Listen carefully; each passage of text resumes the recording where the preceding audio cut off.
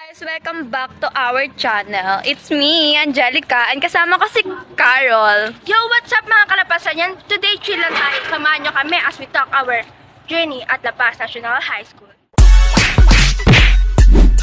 Yes, ito kwento din namin ang school day namin. And later, may konting tour tayo at mag-interview tayo with one of our classmates. Tara, simulan na natin. Ay, alam mo ba? Grabe yung sipar. Dami nagsusumitin ng requirements para sa weekend. Oo, ako din. Nagpasa ko lang ng kanina. Nakaka-pressure pero okay lang. Ba't na pagiging estudyante lang? Pero nakakatuwa lang kasi lahat kami nagtutulungan. And by the way guys, kung di nyo pa alam, ang La Paz National High School is the one of the public school dito sa amin. At may mga clubs din kami like science club, computer rooms, and may mga active clubs din kami. Tapos, ang babait pa ng mga teacher. Talagang they help us do better and guide us. Tapos, ang sasaya po ng mga events like intrams, school days, and outreach.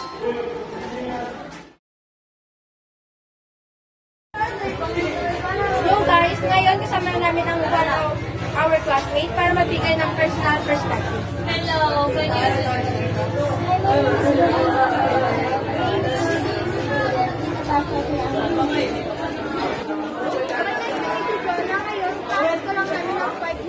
Ready ka na ba? Ayun na. Pangalan parang gano'n. Kamusta naman yung service mo ngayon? Okay naman kami.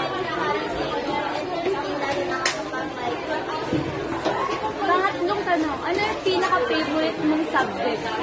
War ko. Kasi gusto ko yung music, arts, performance. Pero kapag pumunta ka sa Ano naman yung mga nangyayari mo sa face-to-face class?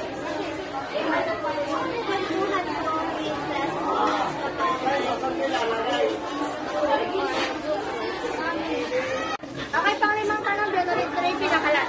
Ano naman yung message mo sa mga students sa La Paz National High School? Welcome kayo dito sa La Paz National High School. Magandang environment at supporting ang mga teachers. Madami kayong matutunan dito.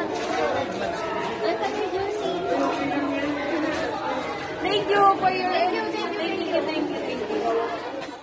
So mga kalapasan yan, that's a glimpse of our day here sa La Paz National High School. Kaya, kung gusto nyo pa ng mga ganitong content, Like, comment, and don't forget to subscribe. See you in our next vlog, mga kalabasan yan. Bye! Ito nga po pala yung crew namin. Hi guys! Joke lang. Tama ka. Hindi ka kasama eh.